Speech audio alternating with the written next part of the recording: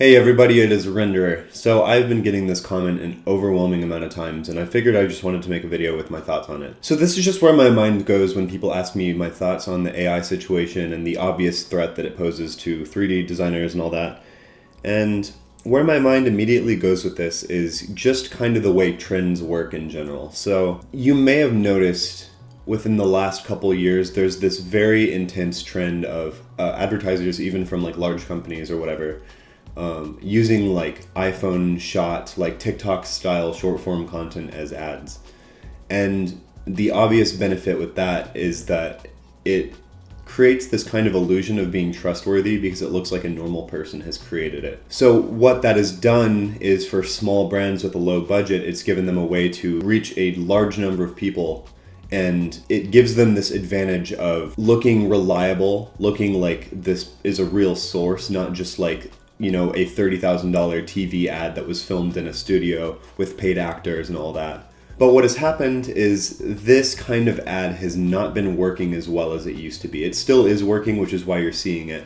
But the thing is, the major corporations have caught on and they've taken this style of advertising, and now it's suddenly not cool. It's not really, like, people are rewarding authenticity. We're already, in 3 years or so, we're already coming back. The bell curve is coming back, and we're at a point where consumers are ready to just have companies be honest and sell to them again. People are tired of seeing what are obviously actors holding a phone saying, "This is what this soap has done for my hair." People just want like good old-fashioned ads again. So that's how quickly this trend has gone.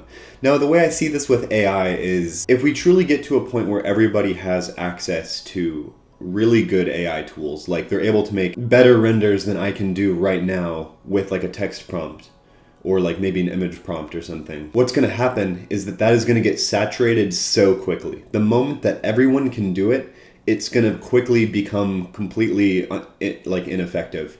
And so, not saying that things aren't going to change drastically, but there is definitely going to be this sense of scarcity when it comes to like actual human skill, things that are truly, you know, uncreatable by robots. And we have no idea. There's no way to predict how this is going to manifest, but I think it's overwhelmingly clear to me that the traditional 3D rendered ads that we're already seeing AI being able to like approach in terms of quality, I think that's going to disappear as we know it, to some degree at least. And it'll be funny watching this video in 5 or 10 years, seeing, you know, how hilariously wrong I might be about this. But I think, just judging based on the way things saturate and trends come and go, I think within these next couple years, my advice to anybody who's worried about AI is kind of just stay on top of it. I mean, don't stay up all night getting scared about AI, but just keep an eye on it and see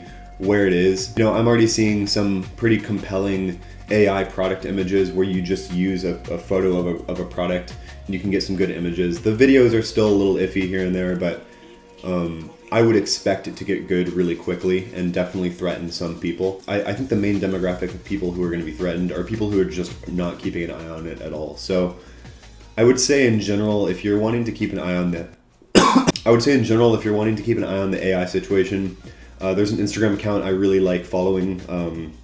They kind of just give a good overview of the state of AI right now in general.